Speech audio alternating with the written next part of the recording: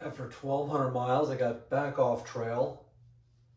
I think it's like early September, and I just want to do a gear review with the trail being halfway finished. What I actually used every day after vetting some equipment and getting rid of some things and not really introducing anything. So I'll go over what I actually had on my body in my pack at 1,200 miles on the Appalachian Trail.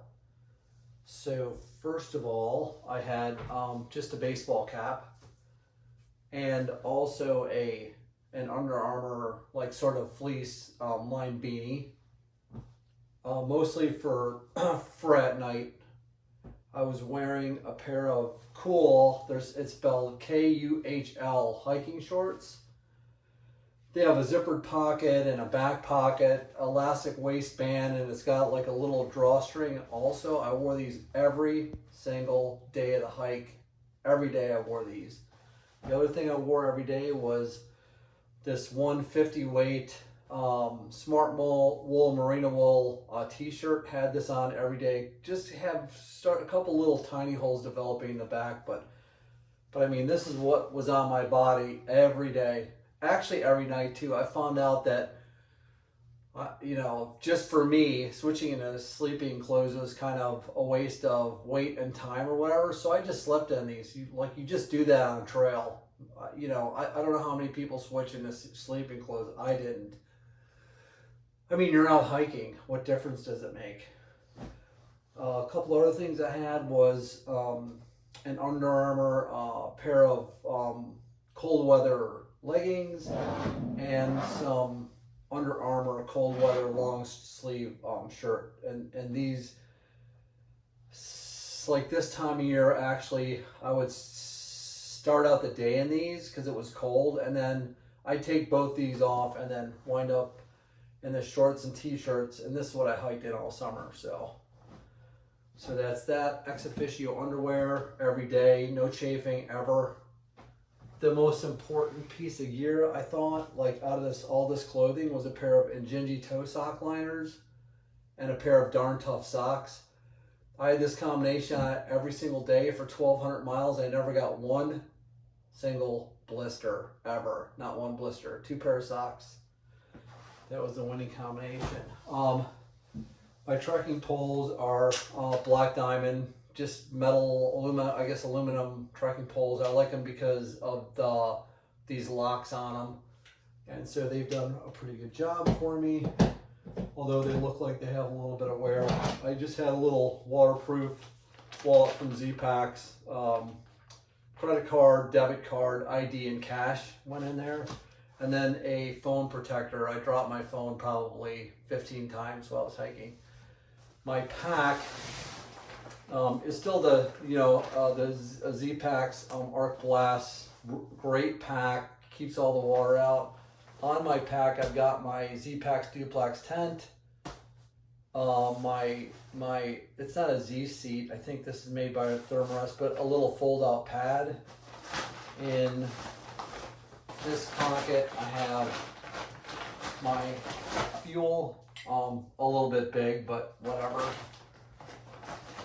And then in this pocket, I had my 750 milliliter pot, and inside the pocket rocket and a lighter. I don't see any reason to get a small lighter. It doesn't weigh very much. Pair of backup glasses, and in the day of COVID, a mask. Just for going in town when I had to put it on. You had to put it on, not while hiking, obviously.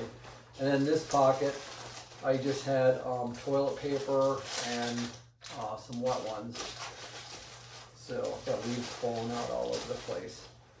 And then in the back, this back pouch, I had my outdoor research rain jacket, outdoor research rain pants handy. I had my 2-liter knock bag. Like everybody should have a knock bag on trail, like full stop.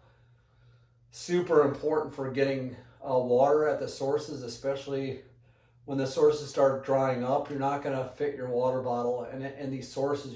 You're going to need to take this top off and and you know, and open this up, and you'll just use this lip, and just you can get the smallest trickle and fill up water in this bag. It's super dirty. I'm gonna go back out in May and finish the last 1,000 miles. I'm probably gonna replace this just in case. I mean, it's in great shape. It's super dirty. I'll have to think about that. Maybe I'll keep it. Also in here I had a full-size Sawyer squeeze, and I learned the hard way that actually it's important to flush it once in a while, otherwise it gets clogged super fast. I had a little tiny thing of bug spray, which I think I used 2 times. Believe it or not, 1,200 miles I used bug spray twice. So, small thing of toothpaste. I don't know where my toothbrush is. And I brought some body glide. I had to use this twice, like on the inside upper legs. The ex officio underwear do a pretty good job of preventing chafing, and I don't know why I had to use this, but boy, it sure came in handy. So that's everything on the outside of my pack. On the inside of my pack, I have the old trusty Z-Packs bag liner. This is my food bag. Z-Packs, waterproof. Let's see. And I'm just going to show you. I've never unpacked this since I got off trail. So in my clothing bag, I have another pair of cool KUHL shorts. I love these things. They're a little bit waterproof too. Super comfortable. Another pair of Injinji sock liners. Another pair of ex officio underwear.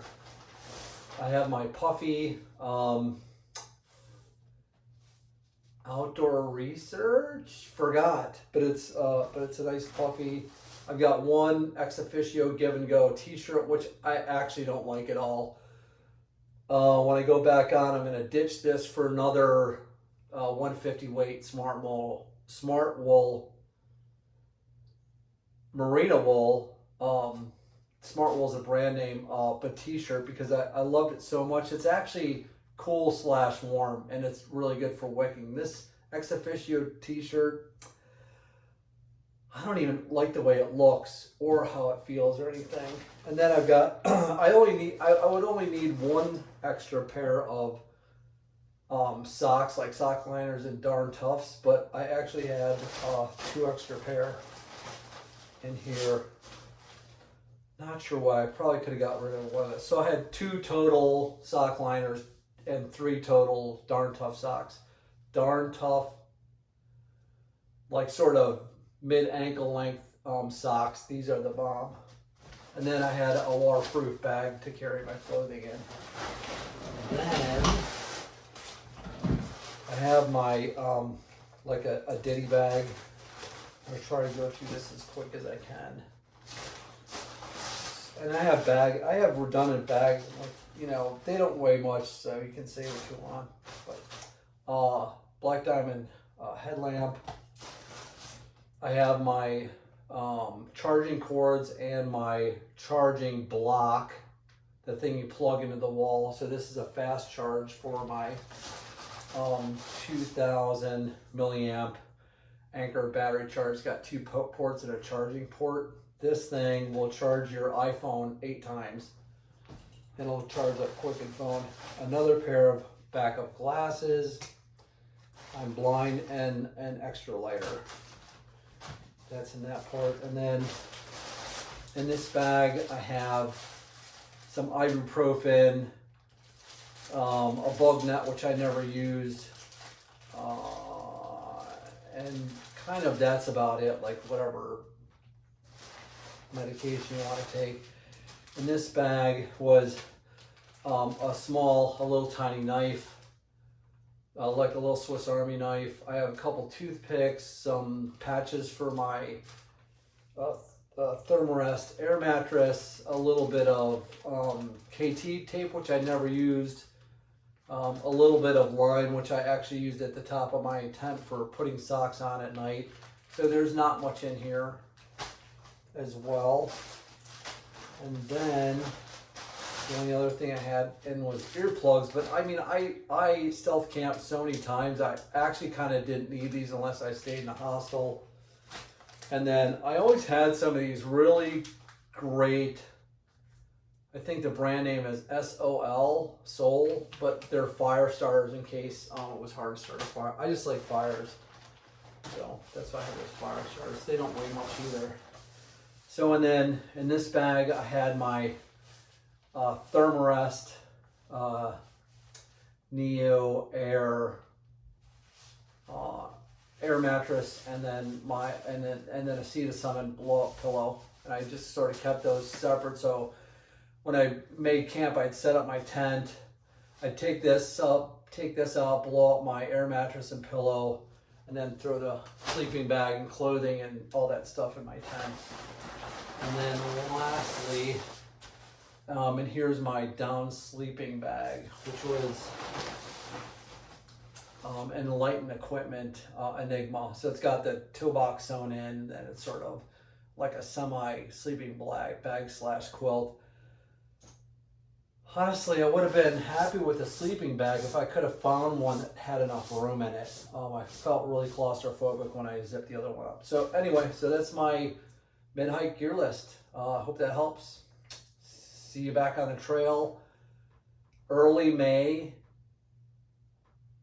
coming out of Duncannon, and then I'm going to do this in one shot to Katahdin. So yeah, so it'll be like, you know, the Appalachian Trail in 2 seasons. See ya.